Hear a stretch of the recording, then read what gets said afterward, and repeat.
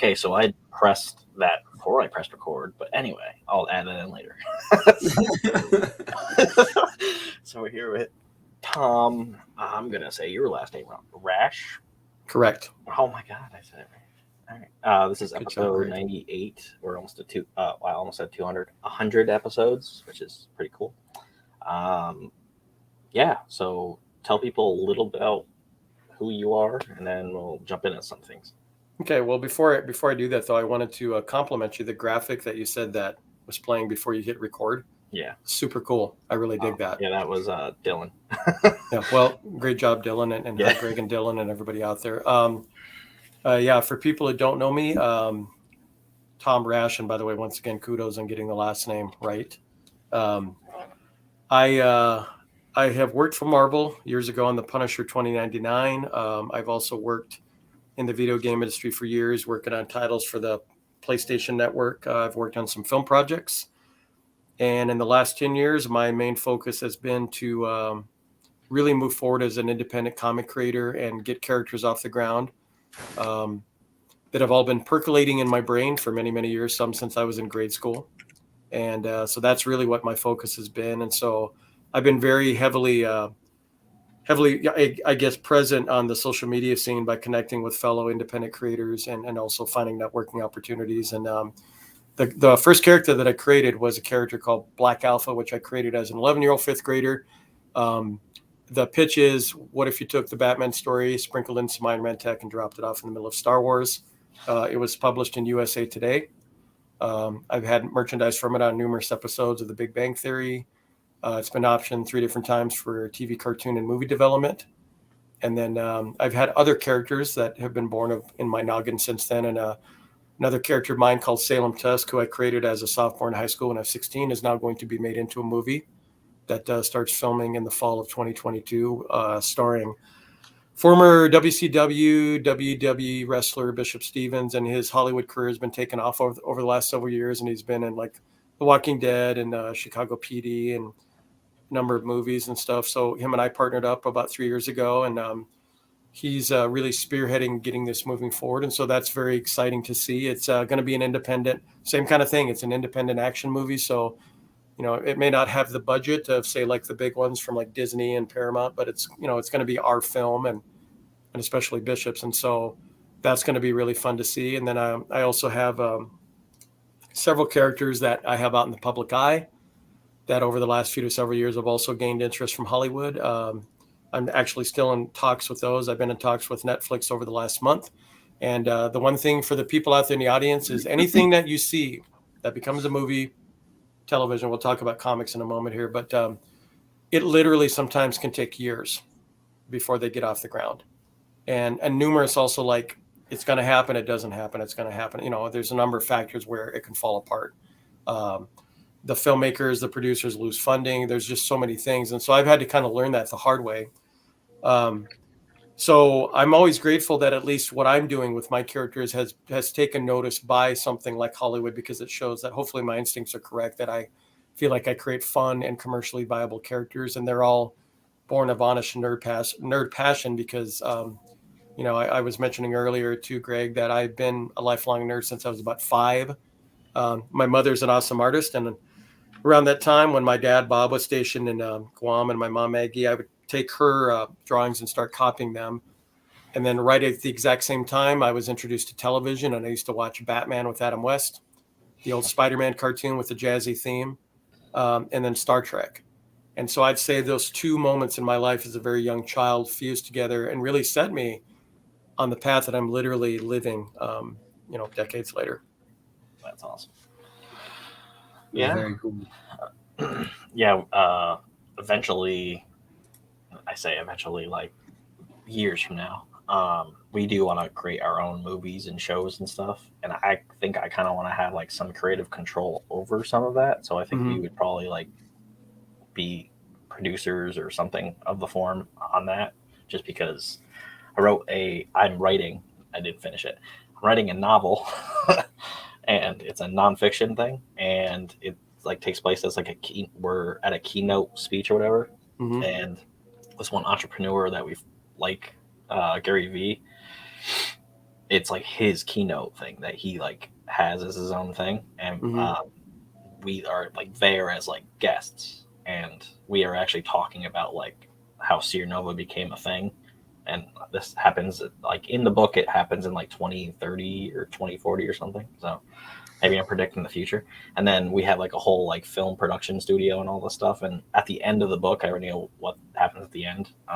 We're going to leave the keynote speech and we're going to go to our studio, and like we're going to be recording a movie for the Seer Chronicles, which is our like main flagship title. So it's kind of cool. Yeah, that's one thing too that I kind of had to deal with the reality of is that, and I've had all these meetings for years about when somebody, and I will say this too, something I mentioned to Greg also earlier, was that any of these opportunities that I've had for Black Alpha in the multi-platform space of the potential of like movies, TV shows, etc., has been brought about because of the networking I've done on Facebook for the last decade. So that's really one of the big positives. But through those times when I've had people approach me and have had an option, you know, one of the discussions we have right out of the gate is that, you know, that unless you're the, you know, independently wealthy and you're going to be bringing all the financial resources to get it off the ground, that there's going to be some changes.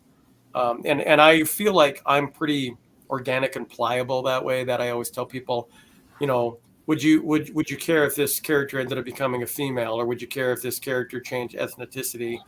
And I've always been open to that because I'm sort of also up to the creative challenge of like iterations can be their own cool thing. And I'm not stuck as a purist. And a lot of things were like, well, this person started out as exactly this ethnic background and, you know, male or female gender. I'm just like, if you give the character his essence and the tone kind of stays intact, that's all I'm really concerned with. And so yeah, that's something I've kind of been pretty, what I feel pretty comfortable with. And if anyone does partner with me on a TV or film project, I feel like I'd be the ideal creator because I'm not so married to my own material, you know, as the source material to say, well, no, absolutely not. That wouldn't work. And I also feel like, you know, we talked about the comics things briefly earlier, and I will say this real quick before I forget. You know, Black Alpha, I sort of did the reverse engineering for years. Like I started a comic book. I got a self-published version of the comic printed a number of years ago. But I also created all this merchandise prototypes and this anything that had to do with marketing, because I figured, well, if a potential investor or studio sees how this can translate to T-shirts and coffee mugs and toys and et cetera, that they'll see, you know, that's where they're going to get the return on their investment. And eventually the comic book, when I get my deal, the comic book will get funded through that. Well, didn't quite work out that way. And so I've been very grateful because, especially when it comes to Black Alpha, and I'm grateful for the opportunities, but I've had an audience that has followed what I've been doing, this journey, and most people have stayed pretty loyal, and I appreciate that, because if they checked out, I wouldn't blame them, because for the longest time I've been selling concepts instead of content. And so roughly about a year and a half ago, I partnered up with Jack Egan and John Jones from WTF Comic, and they actually approached me and said, we would like to work with you to help you get some of your IPs off the ground. And so WTF Comics was responsible for my first Kickstarter, which was successful in July. And so we're currently in production on issue 2. We've almost got the backer awards mailed out. And I had to kind of swing back around to reminding myself that comics are still a very viable medium, because I think you get seduced by the dark side of the force in entertainment, meaning you're you know, when you think about somebody coming to you saying that there's going to be a TV show or movie possibility, it's hard not to kind of get caught up in the potential glamour of that. And I sort of had to, through some harsh lessons, remind myself that getting the comic moving again and getting it out to an audience's hands, you know, I mean, that's a huge step in the right direction, because you're finally getting content that they can decide whether or not they're going to be invested in the story and all the components. Now, with all that being said, I mean, we've had, you know, some pretty cool rewards that have been shipped to backers that I know in the near future will now be available in the merchandise section of the WTF Comics website. So, you know, I'm still trying to be mindful of, you know, now that we've got a comic issue 1 in your hands, and you want to, you know, like my daughter has a little a drink cozy, you know, to put on her sippy cup, and she's getting a lot of good use out of that. But, you know, T-shirts and everything else that goes along with it, I still want to be mindful of trying to be sort of quasi-entrepreneurial about, you know, at least for me, my own personal kind of philosophy and mission is you still want to figure out all these different ways to sort of bring revenue in for what you're doing, monetize it. And a lot of people may not realize this either. Like Star Wars, you know, Star Wars created George Lucas as a huge inspiration to me, has been for many, many years. And another thing is the Batman 1989 movie with Michael Keaton. It was about really getting that marketing aspect out there. And I think that when you do that, it sort of almost like creates a whole, what I call like emotional investment immersion, which means that if you like a story, you don't just like the movie. You like a book, you like a video game, you like a board game, because you get this tangible components of that world that you're so emotionally attached to. And I think it just kind of almost creates more of a solid bond with you being, a fan or a loyal follower of all these stories out there. And so I still want to kind of do that more logically. I think where they're both in tandem equally instead of one being way ahead of the other. And that's one thing I want to consider as I'm moving forward. But and all those with that being said, all of those creations for me come about honestly because as a young child growing up, I didn't just want to see the Batman show. I had my mom buy me a Halloween costume, and I had a little Batmobile I could push around. And same thing with Star Trek. I got the action figures when I was in early grade school and a model of the Enterprise. And that's something I've loved, all of that stuff growing up. And so I have the T-shirts and all the collectibles and everything that goes with the things I have enjoyed my whole life. So why wouldn't I, as a creator, create something similar when it comes to my worlds? And I say this, a lot of people out there probably feel this way.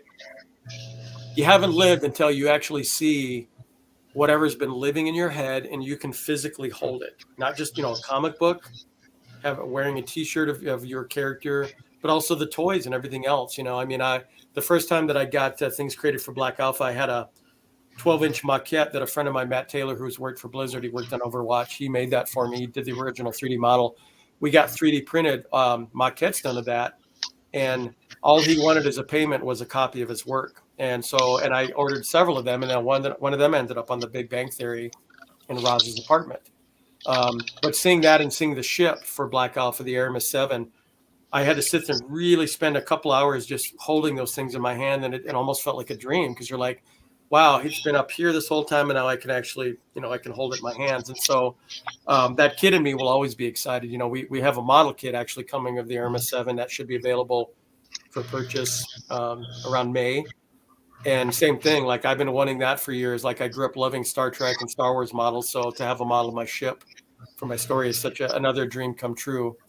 Real quick, I do have to nerd out speaking of spaceships. So the Aramis 7 is kind of what would be equal to the Millennium Falcon and the Enterprise to me. Like I've always said that the like Batman or any universe where the vehicle is one of the main, it's the hot ride for the heroes, but it sort of becomes its own character and it's a base of operations, etc. So, the Aramis 7 kind of looks a little more Star Trekian in its philosophy of design, but it has more the attitude of the Millennium Falcon. It's an older ship. It's not that big.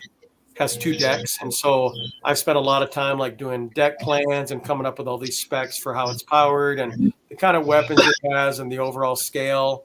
I mean, once again, stuff I've loved my entire life. So I'm like, I'm going to apply that to my universe of stories, and I guess the world building aspect for anyone out there in the audience not familiar with that term either. World building is when a creator pretty much has a story and everything underneath it, the foundation kind of has to all make sense. And at times that can be a very large story that has like thousands of years worth of history. That's not even just about your main characters. It's about the cultures and different cultures and history of that world. I mean, Tolkien did it with The Lord of the Rings and The Hobbit. Star Trek has done it. Star Wars, all of them. They have a massive amount of world building, and it sort of in a way becomes an investment that your audience won't be invested in one main character that they love. Obviously, it'll be the entire universe.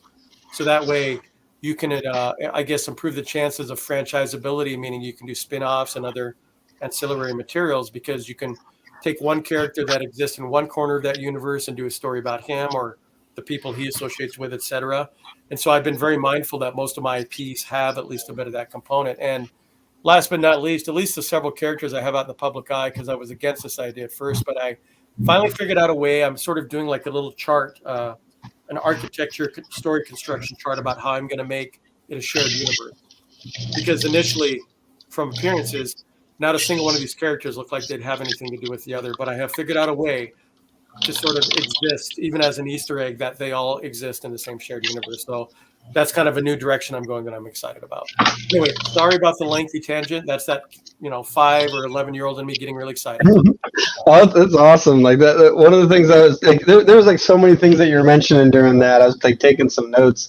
But like the universe building, Greg and I definitely understand. Like we go like super in depth, and like for like some of the stuff that we have. ideas that won't see or won't come to fruition for like 20 plus comics.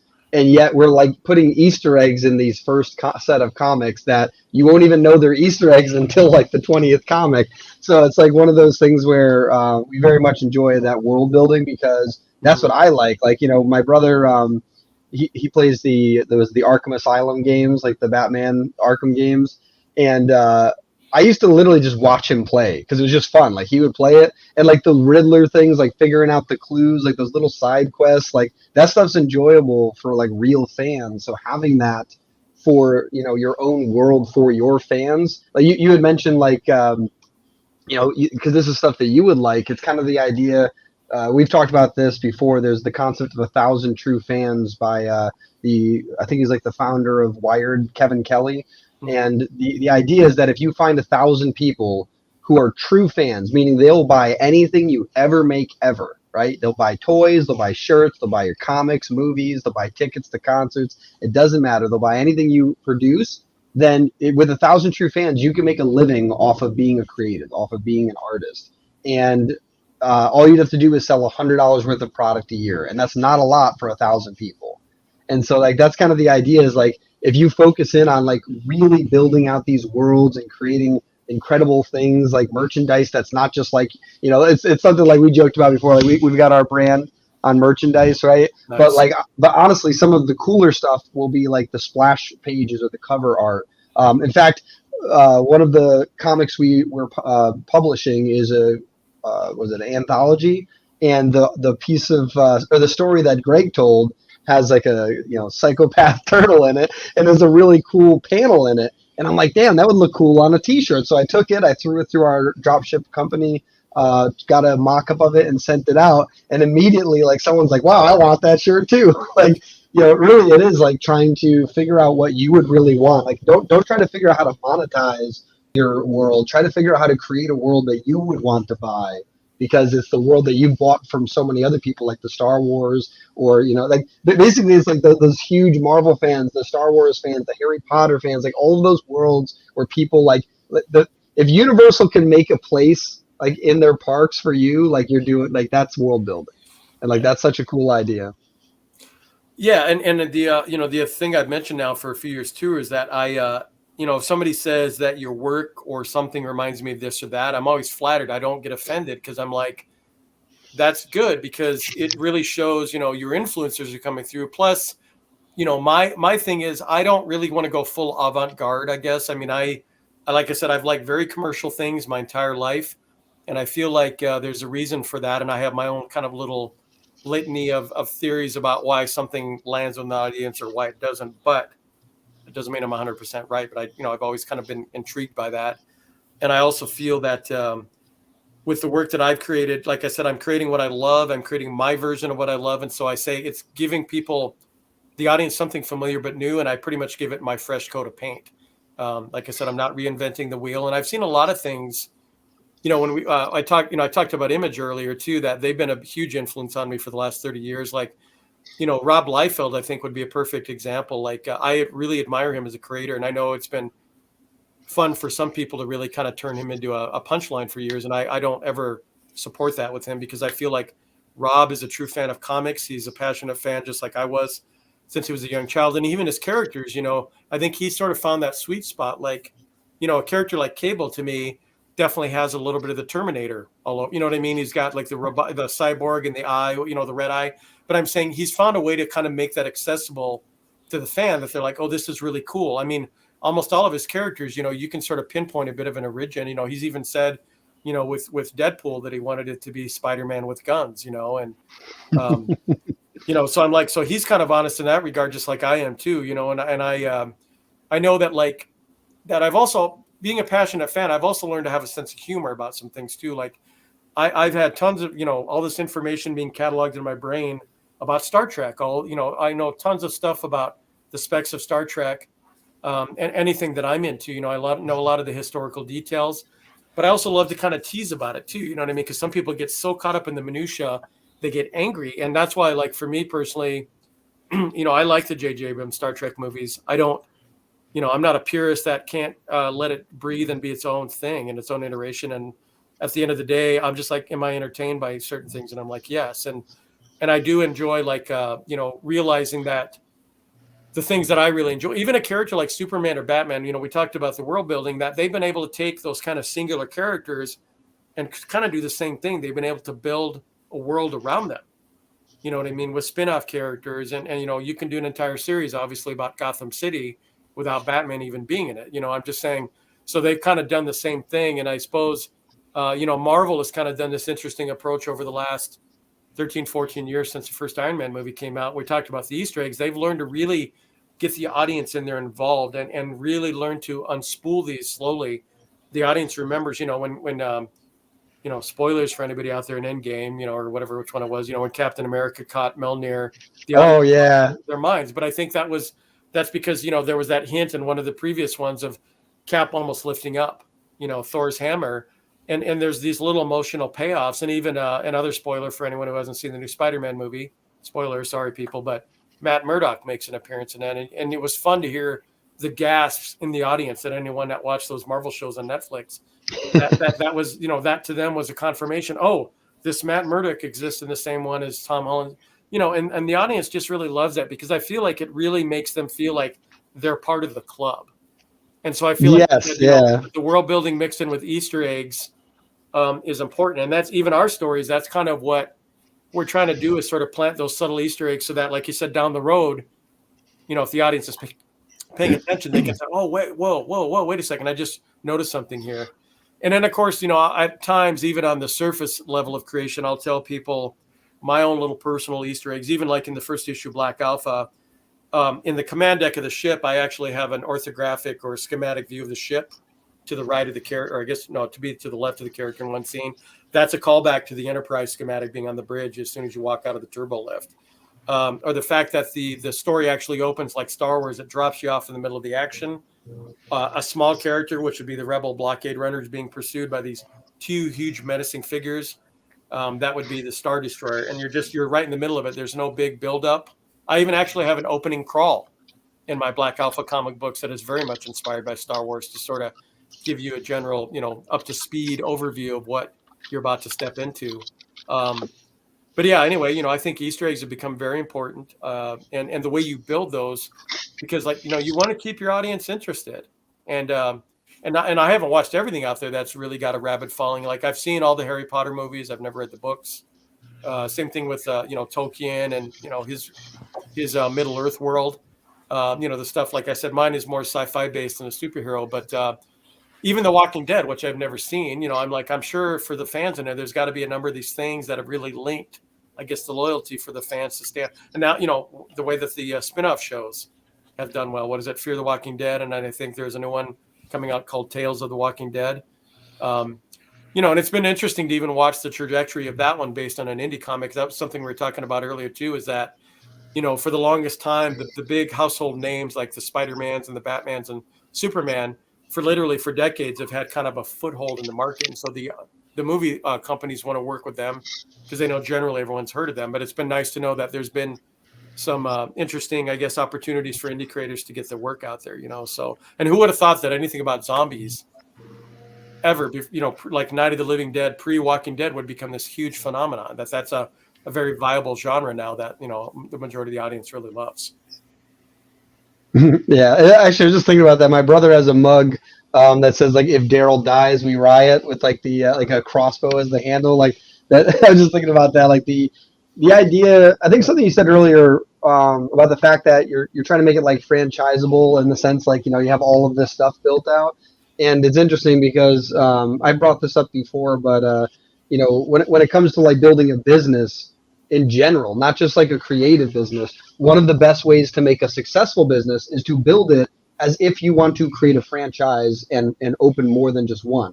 And it's interesting that even in the creative world, like you mentioned, like building it out so that it's this franchise and there's more than just this one story is the best way to make it succeed in the creative world too. So it's a very cool dichotomy there. Well, hopefully there's longevity with that approach. And that's why I said I respect other creators. And if a creator wants to do a very indie slice of life story, that's a one-off, you know what I mean? There's quality in that kind of work. And that's why I always just tell people, create honestly, be honest with yourself through expression. And, no approach really is wrong in my opinion. But I know for me, that's I mean, I've even joked around that I was a shy art nerd for many years, and I spent a lot of time by myself, even in school. And I remember being like in 6th grade, and I was always envisioning a Black Alpha TV show and a cartoon and toys, and even doing interviews someday, and imagining what that would be like. So even that part of my life has come true, and that's been pretty fun and interesting to see. But even then, I was always like, I had a drawing of the ship that I was doing, and I had all these the villain characters that I was doing sketches of. And that even, I think I didn't realize it as a kid, but I think that's what was even going on then for me, is that I'm like, how can I make this bigger? How can I make it bigger than just one story? Because I've said it repeatedly, like me being such a huge Star Trek fan my whole life, and Star Wars kind of took this approach in the original film too, that there were mentions of things that the dialogue the characters would say. Like I knew there were at least 11 other ships like the Enterprise out there, and that class of ships in the fleet. They were mentioned in episodes, and a couple of them were seen, but I didn't need to see them all the time. I just love filling in the blanks in the theater of my mind, that I'm like, oh, there's these other ships out there. I wonder what their other crews are like, or what their captain is like. And when Star Wars first came out, and Obi-Wan Kenobi's talking about the history of the Clone Wars and the Jedi Knights, I mean, right away I was excited. Like my brain was trying to sort of fill in this potential several ways that this could go. And so I think that was just my appreciation as a fan and a future creator, that I'm like, that's the stuff that really gets me jazzed, obviously, is so many different directions you can go, to me, in my opinion, when you do that stuff. In fact, I'm a sucker, by the way, for tragic romance stories. I don't apologize. I love Titanic. It's one of my favorite movies, anything like that. And so I actually have a story set within the Black Alpha universe that I'd like to do as like a short form prose novel with spot illustrations that would actually be tied to the universe, but is not directly related to any of the main characters that you see currently. And it's a tragic love story. And you have to read the end of the book to find out between this young couple who ends up surviving, I guess. Yeah, if there's enough room on the door or not. Yeah, just basically, yeah, exactly. But also, that's an example of like stories I would like to do someday. And then even the mechanics of like, honoring the people who love games and playing games, video games and role-playing games, etc. That the universe is also sort of ripe there, you know what I mean, for the engineering of creating a whole other. In fact, we were a friend of mine, Roger, we're going to do a Black Alpha game. We've been talking about it for almost a decade, and it actually would tie into the main story of where the comic book starts at. But the characters are not in the main story at all. But the events in the comic are mentioned to these characters in the board game version, and they have their own mission, their own storyline. And I'm hoping him and I can still do that someday. But that I ended up having so much fun creating another ship with a small crew. And so I would have to say, if the initial Black Alpha story is more of a Batman, Star Wars, this board game would be more the Star Trek influence for me. They've got color-coded uniforms, and it's a small crew with different races and different, types of species, blah, blah, blah, with a mission on their ship.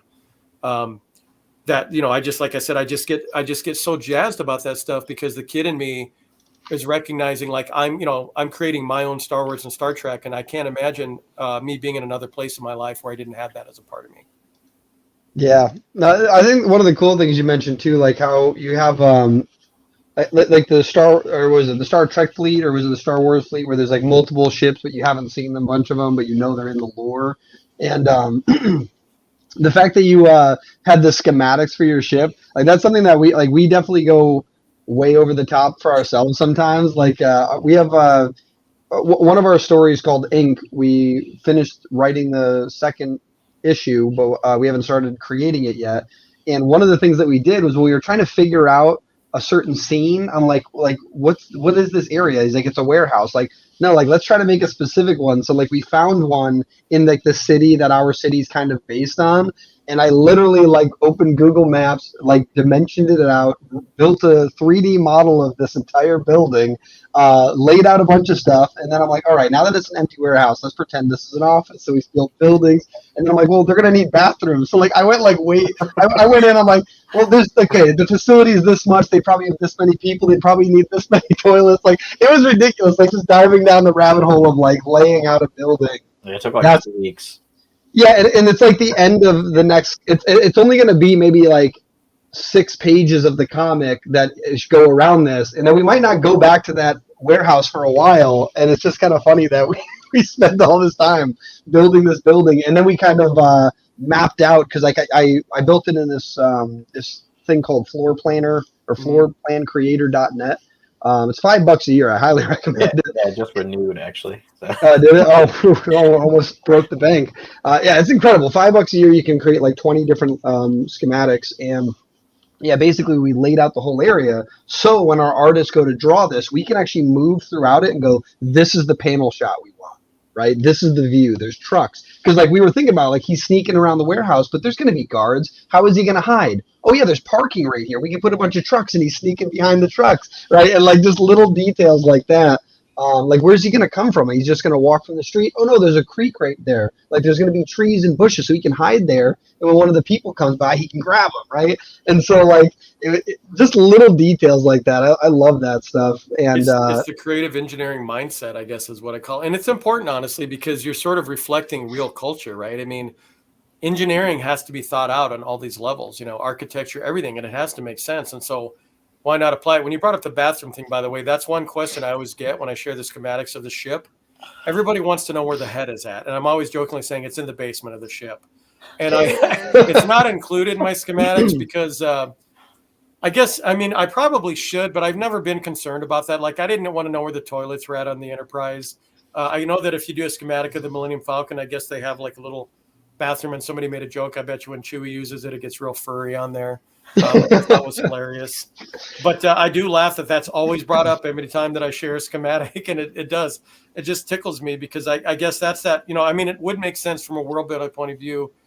Your humanoids have to relieve themselves, and I suppose they need to have an area. So I probably should find a little corner somewhere in my ship, one of the rooms of the ship, to have that in. But I do laugh that always comes up. But everything else, what you're preaching to the choir here, because I do think it's very important. And even like when I brought up like the scale of the Aramis 7, besides wanting it to be more smaller and more maneuverable like the Millennium Falcon, I actually had to do some world building. Like, why did I choose that scale for the ship? You know what I mean? And the idea is, by the way, real quick, the Star Wars-esque aspect of the Black Alpha story is that there's these, kind of Green Lanterns, the Lensmen. I don't know if anybody's familiar with the Lensmen. They kind of started the whole idea of the Galactic Patrol Space Cops from the 1930s, I believe it was.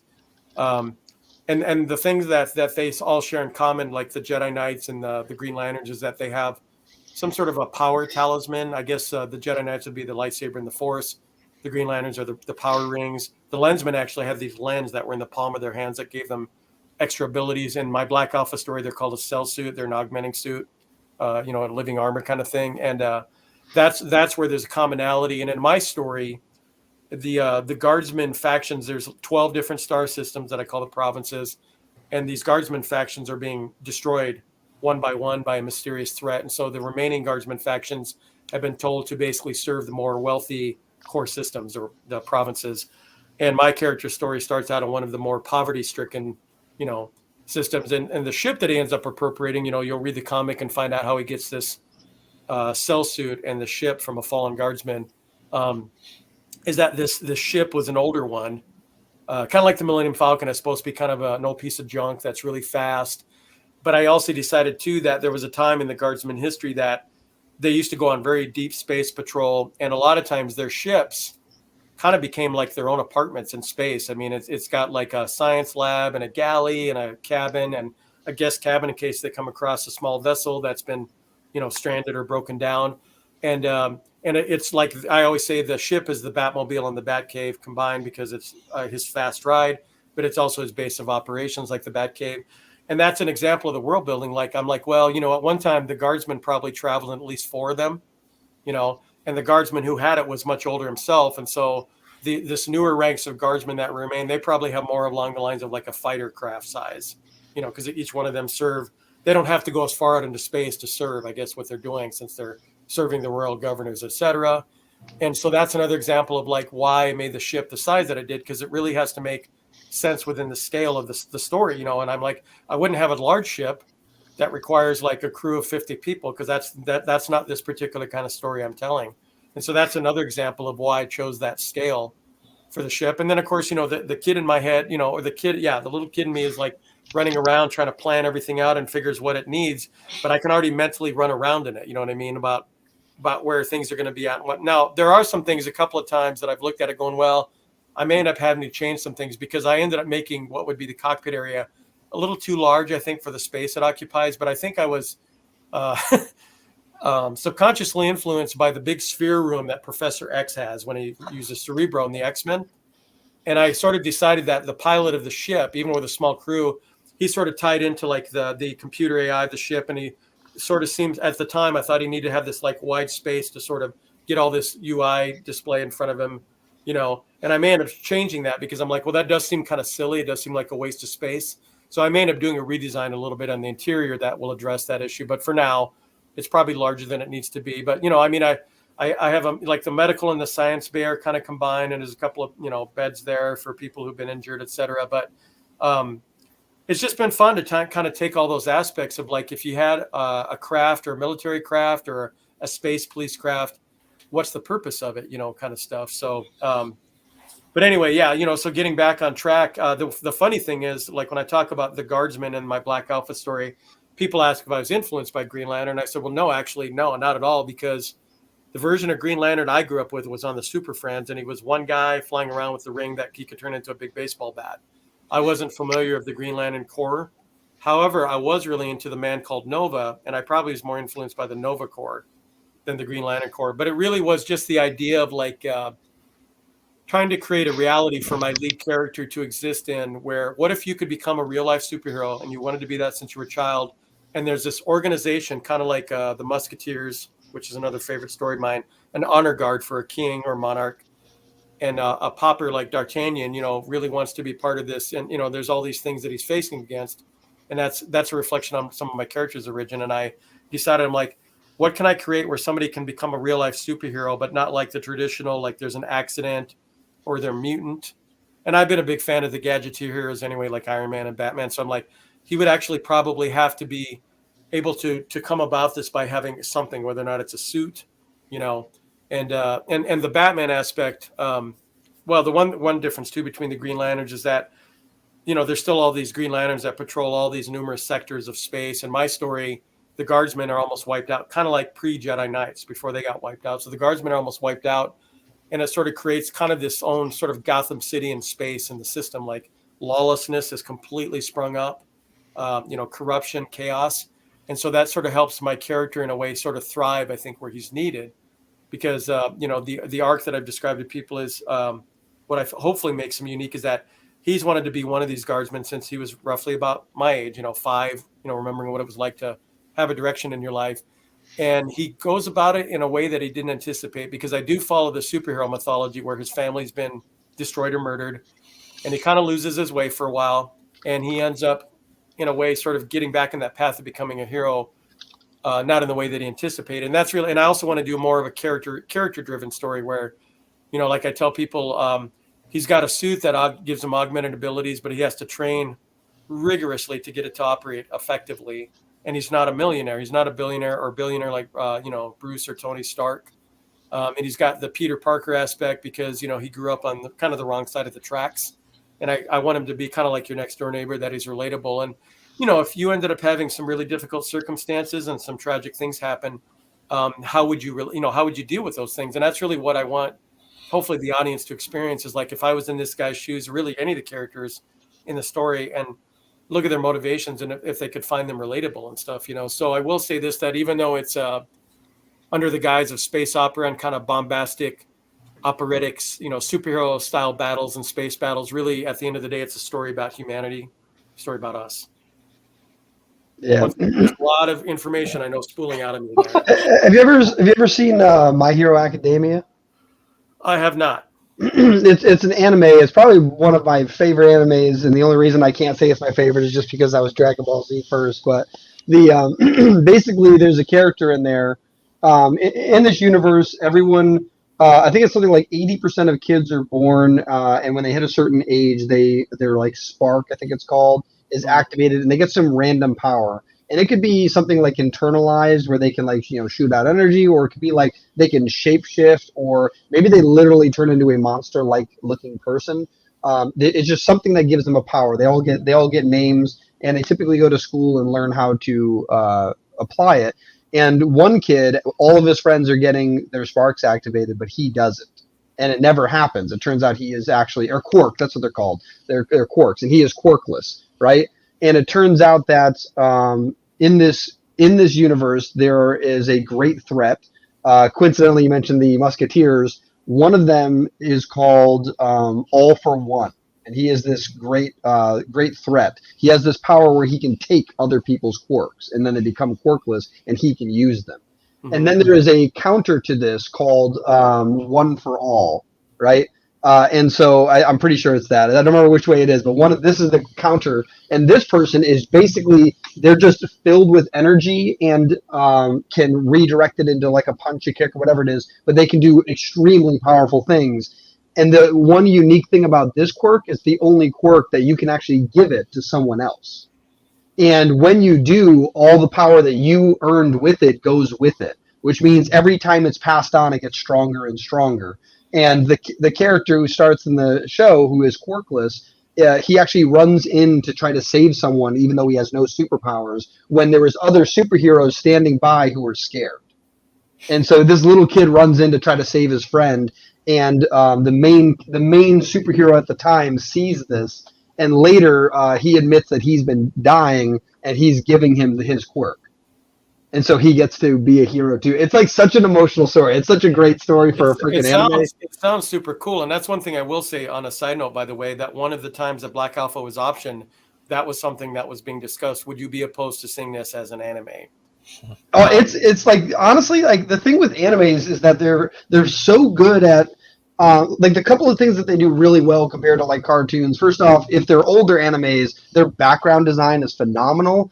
And their storytelling is incredible, and their musical choice is incredible. Like, the old Cowboy Bebops, obviously even stuff like the Dragon Ball Z that's become so iconic. There's floats at the Macy's Day Parade, right? So it's like there's things like that have become so memorable and powerful on culture. And so anime isn't a bad way to go if you get the right artists, you get the right like music supervisors for selecting musical composition, you get the right storytellers. It's a really awesome medium. Well, I was going to say, I don't believe Dylan, you and I are friends on Facebook, but we'll probably have to friend each other, because I actually have anime style versions of Black Alpha that I've designed. Oh, that's very cool. I actually have an anime style action figure variant. That's awesome. But when you brought that up, I wasn't against the idea at all, because that actually very much excited me, and something I'm still actually very open to.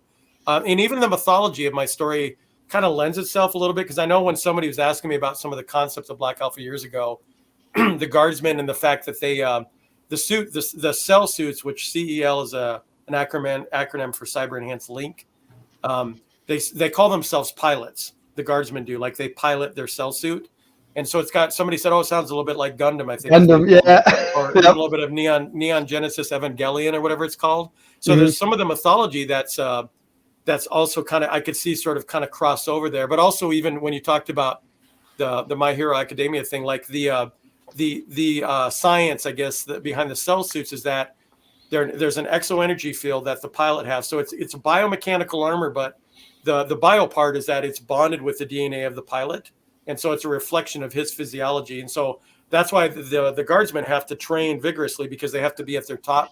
That's really cool, because like that's actually what happens to that person, that kid who gets this quirk. The quirk is so powerful that he starts breaking his own bones when he punches things. And so it turns out he has to build up his own strength, because so he ends up going to this top tier school for like students to become superheroes. And essentially what happens is he can beat anyone, but the problem is, to do so, he basically is doing full power with his quirk, and he just flicks his finger and he can destroy a building, but his finger will be completely shattered. And in the school, they have a nurse who can heal you, but the problem is that only can work so many times in a short time period. Like if you keep destroying yourself every week, she can only like heal you so many times before it might become permanent. And so he has to do a ton of training so that this power he was given can be used and not kill him, because it'll literally kill him if he can't control it. So that's a really cool thing. And I don't remember which Gundam, but I think there was a Gundam that had that idea, because there was like, I don't know, 6 different variations of the show. I believe there was a Gundam that actually had it where there's a huge connection between the pilot. There's always a connection between the pilot and the armor, but I believe one of them, like, you got more if you were better. Like, if you were stronger, not just mentally, but like physically. Yeah, and the idea, the philosophy behind it. Well, real quick, I'll finish up what I was saying. That so, it's almost like what I would say the Marines combined with the Shaolin monks a little bit. That the idea is to sort of bring in like somewhat of noble spirit. That if you're going to be one of these guardsmen and you want to protect people, you don't want to abuse the power. And so they didn't just have it be a simple like, you put the armor on and it works like the flick of a switch. And the notion being too like because of the cell suit energy. Like and I also sort of break down the iconography of the superhero powers. Like with the cell suit, if you run, you can run, faster. You can leap at least 20 or 30 feet in the air. The mechanical part is there's, they've got these helmets that are like Iron Man's. There's like orthographic vision, displays, a perimeter readout. And like I said, it's bonded to each individual guardsman. And once they are deceased, then their suit will work for somebody else. But they won't work for anybody else. And that idea I took a little bit from the Lawgiver from Judge Dredd, where their guns are tied to their DNA and they won't work for somebody else. So I kind of borrowed that idea a little bit. And then, and the idea. Oh, the other thing too is that because I wanted to address the issue of superheroes that can fly like Superman. Well, in my story, and the people there, the Caradian star systems, the provinces, they're our Terran cousins, or that's what they refer to us. So they're humanoid characters. They're very well aware of Earth. A couple of them may have even spent time here at some time, but in their world, I decided like, what if everyday aliens were a way of life that also had superhuman abilities? How would our humanoid cousins level the playing field? And that's where this Guardsman program came from, is that in order to protect your province and the people of the realm, you have to kind of create these sort of superheroes that are, partially, like I said, have to train vigorously. That's a bit of the Batman aspect. But also, it's the only way that they can do to survive is to have these guardsman ranks. But so in other words, like they don't fly because we can't fly. So they have these shoulder pad areas in their armor that I call memory armor, like Batman's memory cloth. And if they rappel out of a ship, they can glide to the ground. That gives the illusion of flying. But they don't do anything that we can't do. You know what I mean? So like, and I didn't want their superpowers to be so intense that they're omnipotent. You know what I mean? So I would have to say that the strength level is more along the lines of, say, like Spider-Man, maybe a little bit less. Like they're not going to be lifting up ocean liners or anything like Superman. I mean, and they struggle too. Like if they have to lift up, say, like if there's a crash, like a little shuttle ship, and they have to lift it up. I mean, there's still going to be a bit of effort to lift that off. It's not they can just like flip it off with like an index finger.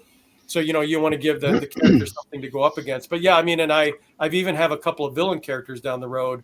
One of them actually also has a cell suit that he's taken from a fallen guardsman. Doesn't go the right path. And the other thing the cell suit can do is because of the energy, like whatever is within the range of that cell suit, like you could have like a cinder block on a chain, even throwing like shrapnel, and it'll still be energized by the cell suit. So it'll have much more power to it. So you can take kind of like Gambit style, like just adding kinetic energy. Yeah. And you can take that and turn that into a weapon and stuff. Cool. And then one of the notions, and I haven't finalized on this, is that, and this will probably drain. Oh, real quick. So if the pilots get tired, the suit also gets tired. That's why they have to be at the utmost physical peak condition. And I played around with the idea that sometimes they can do things in extreme circumstances. And one of them is to create like a construct, which probably wouldn't be much different than like the rings.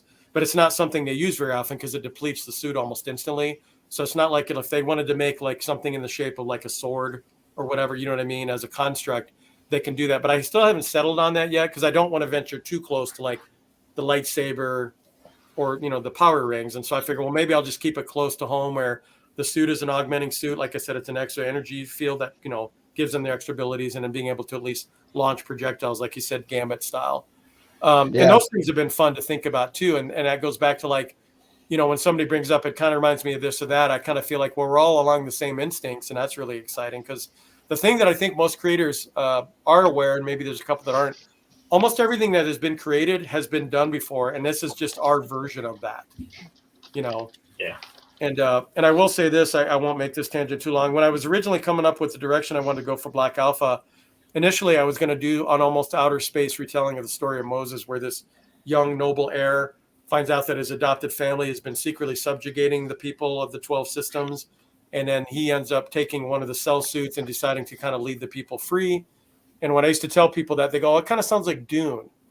So then I was like, so then I'm like, well, maybe I shouldn't go that direction. And that kind of, I decided to set it within the same universe, but instead of having being the son of a noble, I decided to have him, like I said, a pauper. So I put him on the other end of the corner of the spectrum of what the, you know, the storytelling dynamics are. And I'm like, and besides that, I mean, it might've been compelling to do a noble who renounces his birthright to defeat like his secretly evil family or parents. Could have been cool. I may use that for something else someday, but I decided I would probably relate more to this character who grew up in poverty, you know, and wants to be this thing since he was a kid. Those are things I can easily relate to. Because I always tell people, and I was dead serious, when I was in first grade and the teachers would ask, what do you want to be when you get older? And people, you know, kids would say fireman, police officer. And I would always raise my hand and say starship captain. I was dead serious. That's awesome. That was no joke to me because I'm like, well, by the time I grow up, there's going to be a bunch of big starships. So I sort of applied that to my lead character too, you know, to say, you know, what if he lived in a world where it was almost within reach? You could, you know, become one of these almost folk hero type honor guard that you hear about, you know. And then, like I said, it's an interesting, to me, sort of beginning path for someone who has innocence before he has his tragedy, like a lot of superhero type stories have, and then where he goes from there and kind of how he uses it. I always say it's kind of an anti-hero to hero arc for his own personal journey. That's cool. I like that. I wrote a story called Mittens, the space pilot. Like, it's my girlfriend's childhood cat, and she like always said when the cat was like alive that it hung around with like a bunch of neighborhood cats, like more than 4, like a giant group, like a mafia of cats. And so he works. So the comic book character works for like the mafia of like space, and he does things for them. And the first issue is actually going on Kickstarter this summer. Oh, cool. And I got so excited to write it. I wrote all 3 like stories of the first plot arc. And then I kept writing because the artist is like, I really like this. And when you were saying like things have already been a thing before, it's just like your own version. I didn't even ask like what he thought about it. I was just like, oh, like just read it and see like if you like it. If you don't, then I won't create the thing with you. And he's like, okay, so this is like the Mandalorian. I was like, what? He's like, yeah, it's like the Mandalorian, but a cat is like a space pilot. And he's got this like witty like humor and stuff. I was like, okay, this is like awesome. That's like the best compliment I ever got for anything. Yeah, especially when you're being compared to the Mandalorian, that's never a bad thing. It's like a Western in sci-fi, but it's like all animal type aliens, and I can't wait to get to the one planet because it's like cyberpunky. So yeah. I was gonna say earlier when you mentioned like the connection to like the Moses story, I feel like when someone says like there's no new idea, like literally like the Bible probably has every type of story arc you could possibly imagine written in it in some fashion. And most like even like the Luke Skywalker and that the whole Star Wars, there's tons of like resemblance from like stories in the Bible, like because it's impossible. Like these stories are as old as stories are. Like like was a song as old as rhyme, right? It's just kind of. Yeah, you can't make something new. You can only make it look new. And honestly, when it comes to selling something, you mentioned like in the beginning of this, the idea of familiarity and yet novelty, and that's how you have to market things as well. So it's not even just the creation of something. If you want to have it so that people are genuinely interested in it, they have to recognize something in it, right? They have to see something they've already seen before so that they can go, oh, I kind of get where this might be going, and then they can fall into that world and really try to start to figure out what's different about your world. And I love that idea. Well, yeah, I think that's the best way to put it. And just to kind of go off on another moment thing about my spaceship nerdery thing. I mean, I've even applied that to the fact of like, you know, the Millennium Falcon and the Enterprise are probably the 2 most iconic ships in all of like space fantasy / science fiction. And I've even said it on my Facebook page that the Millennium Falcon is taking, you know, like cosmic space travel shape, the saucer, just like the Enterprise has the saucer. The Millennium Falcon has gun turrets and a greenhouse window like a flying fortress from World War II. The Enterprise is painted battleship gray with registry numbers on it like a Navy battleship. And I think that even fans don't even realize that that's why even those designs with science fiction, like in the Enterprise's case, it's the saucer and the cylinders. Like a plane, space rocket has the cylinder, but we've also taken, like, to me, our subconscious view of what space travel is. And I feel like that's a perfect example in kind of the aesthetic of Star Wars, or taking fairly geometric shapes. That's the Star Wars philosophy. The Enterprise always has like a primary housing with nacelle struts and engine pods, like a lot of things in our own culture that we don't realize are kind of there, because if you do something so completely kind of strange and avant-garde and groundbreaking, I feel like you have the potential to really turn the audience off, because you're going, whoa, I don't know what, this is too weird for me. No, thank you. And so even with my own stuff, I'm like, even with the Black Alpha cell suits, I never really say that it's a straight on superhero story. Like I probably mentioned previously, it's got some of the tropes and the flourishes in there, but like the cell suits, the cell suit helmet, the visor could constitute as the mask iconography of a superhero costume. And then they've got a symbol in their chest area, which is like the iconic, the Batman, Superman crest, and the three primary colors of a superhero costume. You know what I mean? All of that is kind of a subconscious way to say, this is the closest these guys get to having a superhero suit, even though technically that's not really what it is, Kind of makes me think more of like almost like the Halo Spartan armor. It's kind of the idea of having, because actually now that I think about it too, even Master Chief, like the first, because I forgot how many like renditions of the Spartan armor there were, but he's like one of the first ones, or it's either the first one or the second one, and they're like, when they're born, they're taken and immediately they have to start training because their bodies have to endure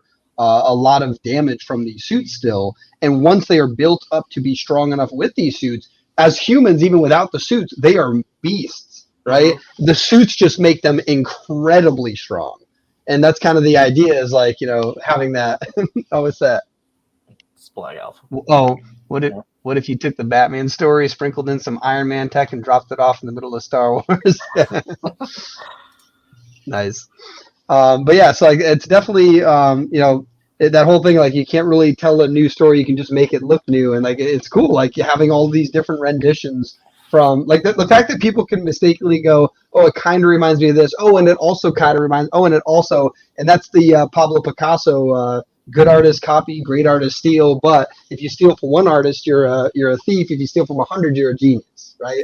And that's kind of the idea. Well, exactly. And I, like I said, I pretty much devour anything that I can get on people I've admired through my life. Like I want to know their story, how they got to where they're at, how they came up with the things that we all love. And I know, like in both Gene Roddenberry and George Lucas's, as an example, I mean, their influences are there. In fact, one of the things that we were talking about earlier about you saying that somebody compared Greg, your story to The Mandalorian. To me, The Mandalorian has taken that space Western thing that Lucas was going for to the nth degree. And so I've said this in the past too, like Gene Roddenberry pitched Star Trek as Wagon Train to the Stars. So I said, a lot of sci-fi I love has a space Western. And so I said, Star Wars is a space Western with World War II elements and samurais. Star Trek is a space Western with, the adventures of someone on a vessel from the Imperial Navy. And Black Alpha is a space Western following the superhero myth. It's the same kind of things that those guys, I know, like if you look at Star Wars, you could break it down. I mean, Lucas, did his creative stew of like Casablanca and, World War II films and samurai epics, King Arthur, King Arthur, even a little bit of Wizard of Oz. You can see all that. Star Trek had like, Forbidden Planet, which was one of the premier science fiction films from the 50s. But then he also had a huge love for Captain Horatio Hornblower. Those were his favorite novels, he said, most of his life, about, a captain during the days of the British Empire that was kind of left, he was his own diplomat and these missions to kind of represent the empire. That's Captain Kirk and the ship being out in the frontiers of space. But also, and I've even said this, even if you look at kind of the Star Trek iconography and the Westerns being so popular, Kirk is the sheriff, Spock is the deputy, Chekhov and Sula are the ranch hands, Scotty's the blacksmith, and you've got somebody doing telegraphing, which would be Uhura. The ranch is the ship. It's the familiar setting. And so like anything that I've read through the years, I really try to devour and process that stuff and hopefully apply it to what I do now currently, in my later years as a creator, to say, this is what I'm trying to mix up in my own creative stew of what I'm creating. I have another character, Damian Moon, that I pitch as, he's the last descendant of Merlin who set up shop in the modern age as an independent contractor of espionage. So he's basically Doctor Strange meets James Bond. all of my pitches always have that, well, it's this meets this meets this kind of stuff. And that's another example of like the elevator pitch where hopefully somebody gets the gist of what you're trying to do. Like you said, if it's a single inspiration, yeah, you're very much closing in on theft of IP. But I think when you mix in your influences, and even within Black Alpha, the fact that these cell suit pilots, the guardsmen, have to do all this rigorous training. There's some Bruce Lee in there. I grew up as a huge Bruce Lee fan, and what he was able to do with his just everything about his persona. So I'm like, so there's some of that in there, and the guardsmen sort of have to do their own training combat tactics that are their own version of like space foo, basically. They're a bit of a martial arts thing in there, like I said, like the Shaolin monks, the Shaolin priests. And so, when I look at all this stuff and then I kind of step back from it, and it's hard for any of us that create things, right? Like you kind of exist in a creative bubble. Sometimes it's hard to really separate yourself from it, like an audience member that's never seen it before, and truly try and assess it. And it's really difficult to do, but at times I have gone, well, I hope I've created something fun. You know what I mean? I hope I've created something cool, like I said, that I would enjoy. Hopefully other people that are into those things will enjoy just as much, Before I forget, though, I did want to mention, too, we talked about Salem Tusk earlier. Bishop Stevens, like I said, we connected on Facebook a few years ago. He was interested in playing the character as a starring vehicle for himself. And a lot of times when he's been in he's a big guy, he's a former wrestler. So, and he's my African-American Indiana Jones that's set in the Victorian steampunk setting. Our hope is to sort of create a steampunk story that, because here's the interesting thing about steampunk that I've noticed over the years. It's never had its own Star Wars. It's never, it's never had like its own Marvel superhero type of IP that represents it. And then I learned kind of the hard way a few years ago that honestly, because that they've had their own kind of like subculture that shows up at cons dressed in costumes that they're making, exactly what they're from. There's not one individual, this is this famous steampunk hero character, that I had to move away from that. But I still want to kind of, I guess, honor the potential of what that world can be. I saw the latest Kingsman movie that was set during World War I. That kind of, that to me was kind of an example of what a big budget, fun steampunky movie could be. And so our challenge is we don't want to make it full blown steampunk. I've been kind of calling it a fantasy, another Western, motif that, that, like I said, it's going to be low budget, but we want it to be a lot of fun, and it's going to have the things that I've loved of pulp heroes growing up. Like, Indiana Jones is basically a pulp hero. Wasn't introduced in books, but like the Rocketeer, the Shadow, the Phantom, Doc Savage, all these famous early, I've always wanted to do that kind of a character. So it's just by coincidence that my first two characters out of the gate was something inspired by Star Wars partially. And the second character was inspired by Indiana Jones, which, came out not too far apart from each other. But, that's just kind of the way they both have landed. So, it'll be interesting to see what we do. And if anyone ever gets a chance, you can usually check out the Salem Tusk trailers on YouTube. And we have like kind of a general trailer, and another one's an actual scene or what a scene would feel like. And I have a villain in there who's kind of our Darth Vader. I love, by the way, that's one of my favorite things to do. I love designing villains for my stories. I probably enjoy designing them even more so than the heroes. I think it's fun to write the villains a little more. So. Well, to me, they're a more challenging kind of viewpoint in trying to get a voice for your story, right? Because you kind of, in a way, sort of have to, unless you wanted them to be a one-dimensional, mustache-twirling old. Yeah, I was gonna say you can't make them super evil.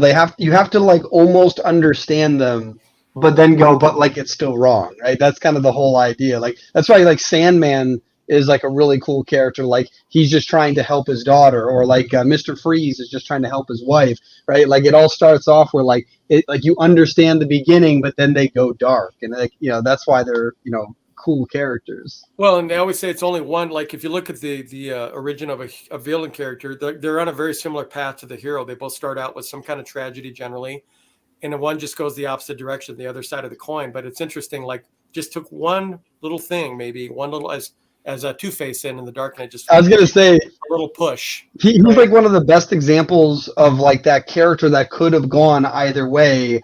And like, so he was like a really, I almost wonder if that's how they came up with the idea, is that literally, the hero villain story is the same. And then it's like 50-50 split. And then literally Two-Face is that like almost iconically. He's the allegory for that, I think, yeah. Because if you look at like the way they portrayed Harvey Dent, he's kind of, at least in some iterations, he's kind of handsome and posh like Bruce Wayne. and then the tragedy, like you said, it literally separated him down the middle, and then Yeah. the conflict that goes with that. But I mean, even like, did either one of you guys see Shang-Chi? Yep. Legend. I have not seen it yet. Well, I will say this, that the villain character in that story, I think they did a great job of kind of almost making him sympathetic. And I heard that's what they thought of, Killmonger in the Black Panther movie. And, I think that even the Joker, the different iterations of the Joker all have a bit of an element of the tragic backstory of that character. So I think it is important to make your villains not so completely robotic and remote, from the human frailties that, otherwise they are going to just be boring characters that are easily dispatchable. So Yeah, we did that in our flagship title of Seer Chronicles, actually. The first issue after we remastered it. The story was kind of already there, but when we remastered it, we had like 20 more pages of story. And it's better now. And it shows the one side, which is the artist that was actually working on it didn't know who was actually the good guy until the end. But it starts off with like this heroic firefighter, and it's like, oh, okay. You don't know if he'll stay as the hero because he dies, and spoiler. And then there's this other guy that's like going through all this, like he's got like so much debt from like his son's like medical issues, and then something happens there, and he thinks this one thing can change everything, and he can keep his family and all that stuff, and that doesn't happen. Even our second issue, issue, the one of the characters who was supposed to be a villain who was going to basically get these powers, turn evil, and then die pretty quickly.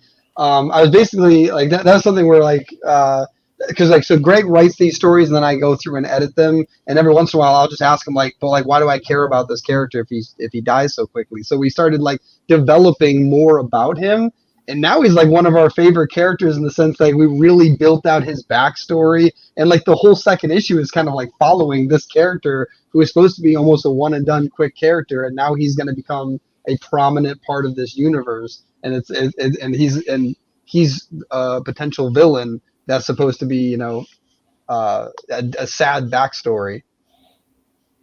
Yeah, all that always sounds, very compelling to me as a storyteller and a person who loves storytelling in general. So yeah, it's cool to hear you guys are doing that and being mindful, I guess, of those storytelling principles. When I brought up, by the way, about the easily disposable bad guy, that one of the things people have asked with the Salem Tusk movie, the plan is, like I said, it starts filming in the fall, September 2022, about me having my own Stan Lee style cameo in the movie. That's awesome. And so I made a joke. I said, well, he can I'll be an easily disposable bad guy. That just shows up with about 5 other dudes, and I get clocked in the jaw and I get thrown off the screen in about 2 seconds.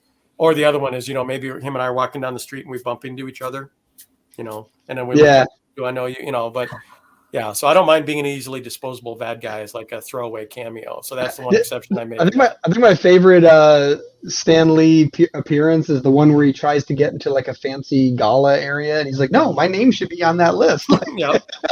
like it is cool, almost like belittling yourself as the creator in the world just for the appearance, and then you're gone. It's kind of funny. Yeah, I think you got to have a good sense of humor about it. Otherwise, it comes across as I think a little kind of self-inflating ego. If you're like, you got to make yourself the focus instead of kind of being able to laugh at yourself. So yeah,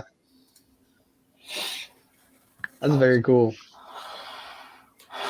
Anyway, Nice. I'm looking at the time. On my schedule, I probably should wrap this up pretty quick. Do you guys have any other questions or anything? I guess while I'm thinking of it. Yeah, I guess one last thing I wanted to ask or touch on was so the cool thing, because I always like while the podcast is going on, trying to think about like what the title of it will be, and I noticed like the two biggest things that I hear from you is the fact that first off you dream really big about things, and I feel like some creators, they kind of have an idea, but they don't really know where to go with it. And like you clearly like figured out like, I love this world building. I wanted TV shows. I pictured doing interviews one day, and like that's really important. But the other side of that is the idea like no matter how much you work on yourself, you are going to need other people to succeed.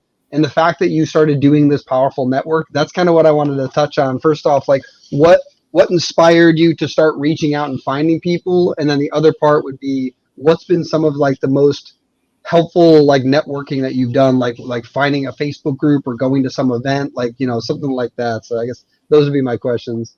I guess, as far as part of the networking question is, I joined groups that I figured would be along the same lines of subject. You know what I mean? Meaning like,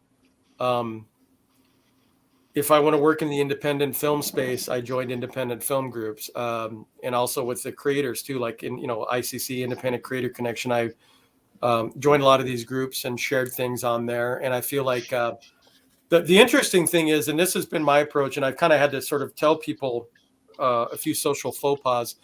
If you're trying to network, obviously this is supposed to be kind of a networking 101.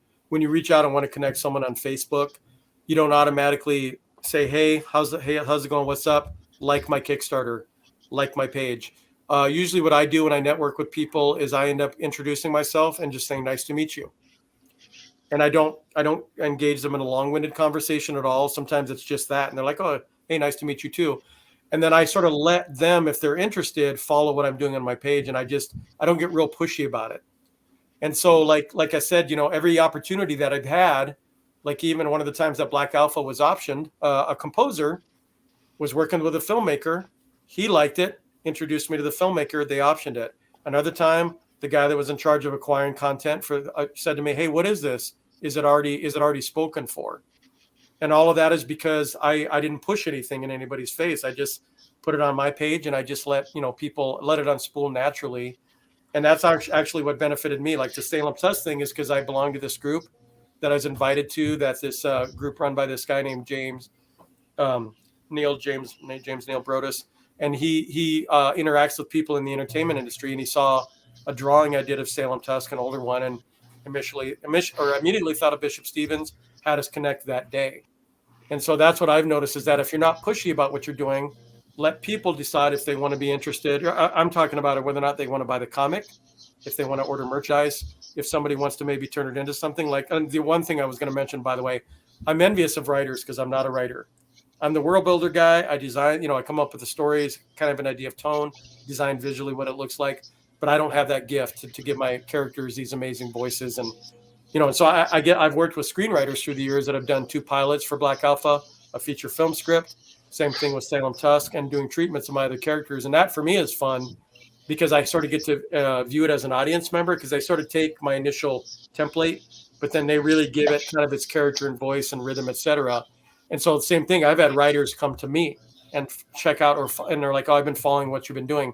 Even with partnering with the guys at WTF Comics, they were following what I was doing for a while and then finally reached out to me and said, hey, here's what we're thinking. What do you think of this? And so I'd have to say, with the exception of when Black Alpha was originally published in USA Today several years ago, that was someone that I met at a San Diego Comic-Con who ended up finding that opportunity years later. We hadn't spoken in years. He had his assistant reach out to me saying, hey, we're going to be doing a new line of comics, independent comics that are going to be in USA Today. Would you like to be a part of that? And we've been watching what you're doing. This seems really cool. So that to me is probably the biggest thing is to tell people, because even me, I'm pretty down to earth and I generally try to be as polite as I can be. But I tell people, yeah, come on, when you message me and you want me to like your page, I'm like, let's get to know each other a little bit first. You know what I mean? That's probably the biggest advice that I think anyone should take away from networking more than anything. Because if you're overly pushy, then, you've closed potential doors there for opportunity. Yeah, I think one thing I've always told like creators we talk with, it's like when you're trying to reach out and connect with people, like just think about being that person. Like, don't you think it's annoying when some person DM or like puts a comment on your Instagram post? It's like, yo, DM me, right? Like, no, like if you want to talk to me, you can send me a DM or not. Like, I'm not going to just reach out to you. I don't know who you are, right? I'm doing stuff. I'm busy. And so like definitely reaching out with a consideration, like they're a person too. They're not just your, key to a golden city. Like you need to actually, like if you're not friends with them, they're not going to be a good connection anyways. So you want to like befriend people. You want to like provide value to them. Like you don't want to just spam them with nonsense. Like you want to actually connect with them, share your thoughts on their stuff, maybe like their stuff, engage with their stuff. Because if that's the whole point. If you become friends and connect with someone, it's because you mutually share an interest in something, not just your own stuff. Yeah, and the other thing too that just reminded me also, and I usually I try and be as cordial as I can, but sometimes I've also deleted posts where somebody who never interacts with me takes something that I've done, like whether it's sharing a piece of art or whatever, and then their comment is to share their stuff. And a lot of times I'll delete that because I'm like, we don't even know each other, and so you're just obviously you're just trying to piggyback. You know what I mean? I don't have like a huge following on Facebook, but I mean, I'm always maxed out at the 5,000 limit and all that kind of stuff. And, you know, so I know some people see what I'm doing, and it's nowhere near the level of certain people out there that are obviously industry legends. But I think even with my kind of small corner of a following on social media, they sort of figure, well, I'm going to take advantage of this. And I figure if people see what I'm doing, and unfortunately, sometimes the work isn't quite polished either. So I'm like, you're kind of shooting yourself in the foot because you're going to put your thing out there that, you know, it needs some work. And I think that trying to compare it to what I'm doing, you know, to me, sort of, you're shooting yourself in the foot as far as that goes, in my opinion. So anyway, does that clearly answer, I guess, the question? Yeah, no, that was definitely very cool. Cause I just wanted to bring that up because I know that there's a lot of independent creators that they're trying to make this cool world. They're doing a lot of stuff you're talking about. They might even be dreaming big and have all these ambitions, but then they just post on their Facebook or Instagram, and that's where they end. They don't reach out to new people. They don't join Facebook groups. And without, like, you know, there's others that join Facebook groups and they're like, buy my comic, and then you get banned. Like, nobody wants that. Like, you have to be a part of that community. And so, yeah, that's definitely something I think a lot of creators need to hear. And, you know, yeah, it definitely answers that. One other thing too, real quick, while I'm thinking about it, when you asked about, like, you know, the networking aspect, since I'm a spaceship model lover, I've joined a number of these spaceship model groups, and that's actually how I met the guys that are doing the model of the ship. That's awesome. That are making it. But I have to do kind of a shout out because this to me is the total fanboy in me coming out. So through a number of years now, I've become friends with Chris Hunter, who is the son of Jeffrey Hunter, who played Captain Pike in the original Star Trek pilot. And so he's been for months and months and months saying, I cannot wait until your ship model comes out. I'm going to buy it. And so that for me means something to the 5-year-old in me, that here's the son of the actor who played the captain before Shatner actually wanting a model of my ship from my story. Awesome. You know, like I said, that kind of makes him Star Trek. And as he said, he's the first Trekkie or Trekker. So that's also been super cool. That's how him and I met, was through some of these spaceship modeling groups and stuff. So yeah, I always tell people that's why I do my best. Everyone can run their page the way they see fit. I've never allowed politics, theological stuff, you know, on my page. I don't want people arguing that I've never met on my wall. I mean, there's been 2 times I've regretted that. One time, this still makes me laugh because it was 2 hours of my life wasted. I was just trying to get interest in when Batman versus Superman was getting ready to come out, and I just said, I want to know, why is it people think Batman can wipe the floor with Superman? I said, I'm not talking the one from the Dark Knight that was charged up with a battery to the city and he had Green Arrow with kryptonite laced arrows. I said, I'm talking traditional Batman detective that has gadgets. How's that guy going to defeat someone who can lift up an ocean liner? It makes no sense to me. I said, unless he cheats. So right away, I had all these people on that post arguing with me about how Batman could defeat Superman. And I said, no, you're missing the point of the post. Using a ring, a kryptonite ring, that's cheating. Anything that involves kryptonite, that's cheating. Okay. A bad guy can do that. That doesn't make him more of a badass than Superman. So I've had that going on, and that was 2 hours wasted because everyone just wanted to argue about it. So I decided, I'm like, well, I'm not doing that again. And then you know, another time I've shared something about Enterprise designs from the different iterations, and that really gets people going. So I'm like, yep, not doing that anymore either. So I don't want any arguing on my page. I learned both. Oh, and here's the third one I do have to mention. Okay, so I was there when the original Star Wars came out. I was 11. I was there. Yes, that was a magic year for me. And I'm of a believer that Darth Vader in that original film and Luke's father were 2 separate individuals. I think George Lucas got interested in the making of Empire. Some of this has been confirmed, was supposed to, you know, that he decided it would be more compelling to make Vader Luke's father. You know, for anyone who hasn't seen Empire, spoilers.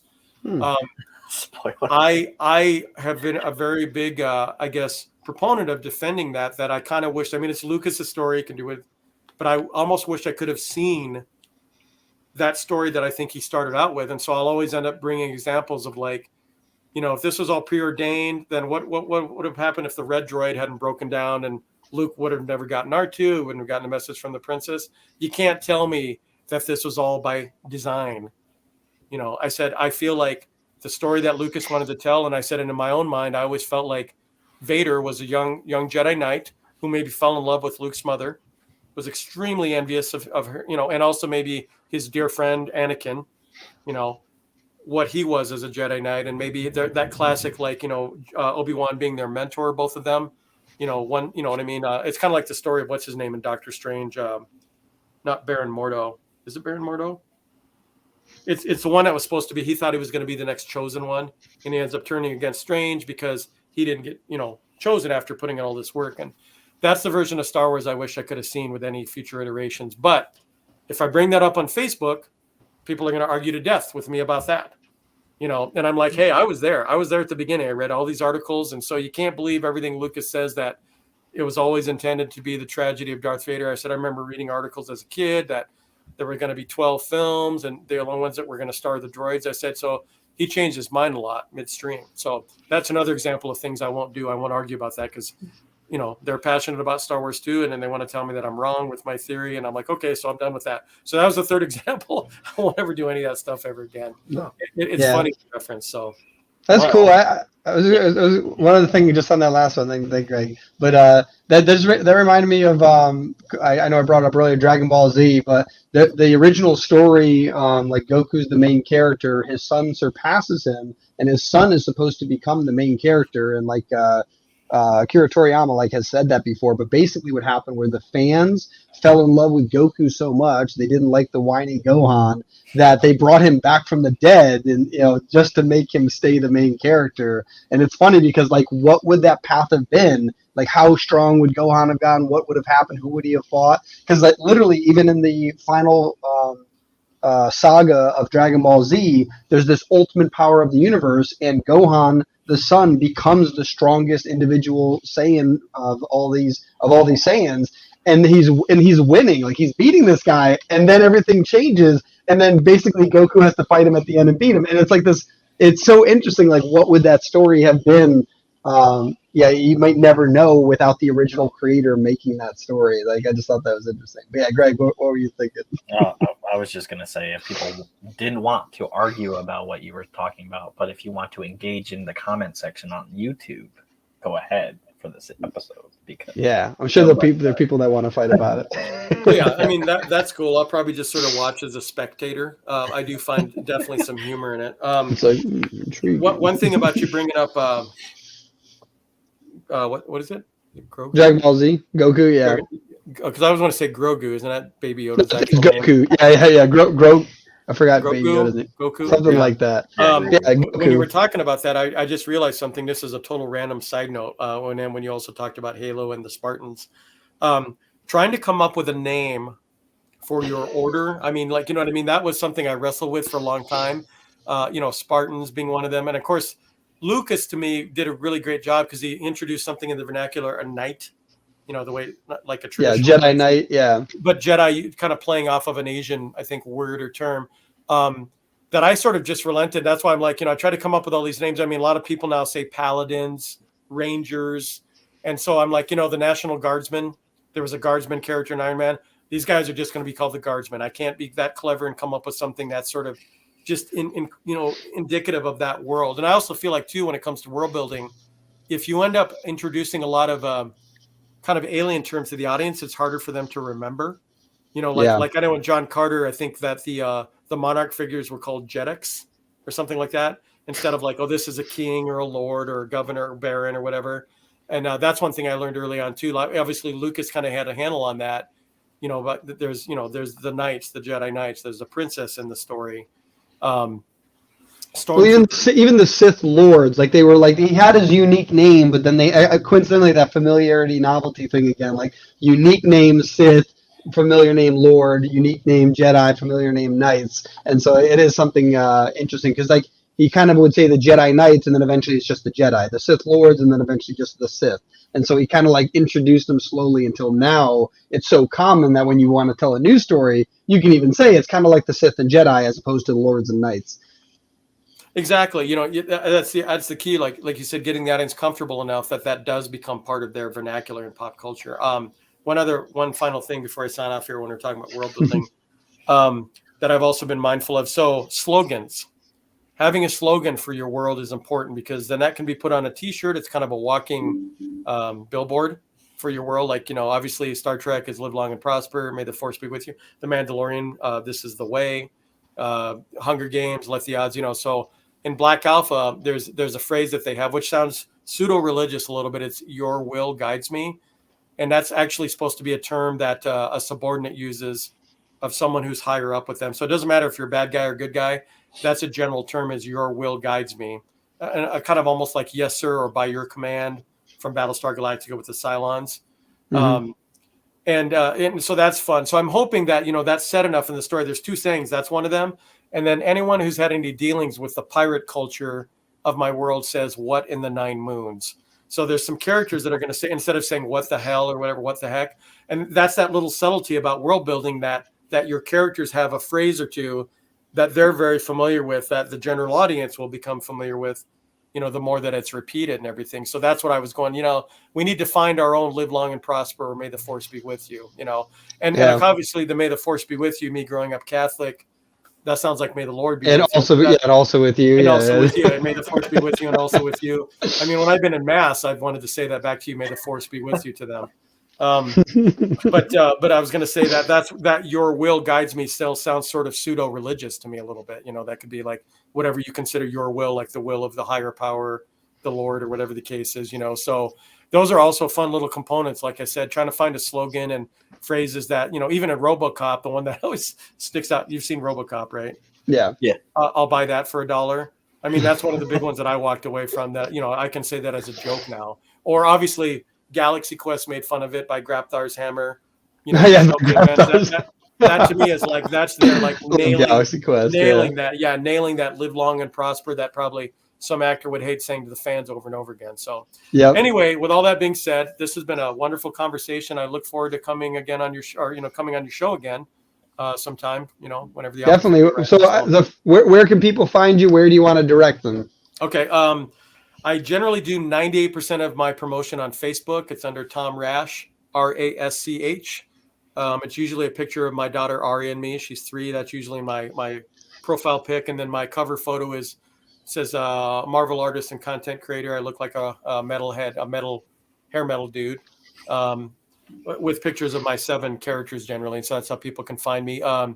There is a Black Alpha Twitter page. There's a Black Alpha Instagram, Black Alpha Facebook page. I'm not and by the way, I usually, someone else, Jack from WTF, runs those pages for me. I'm pretty much the only one I generally have time for is to run my Facebook page. And I always tell people to either follow what I'm doing there.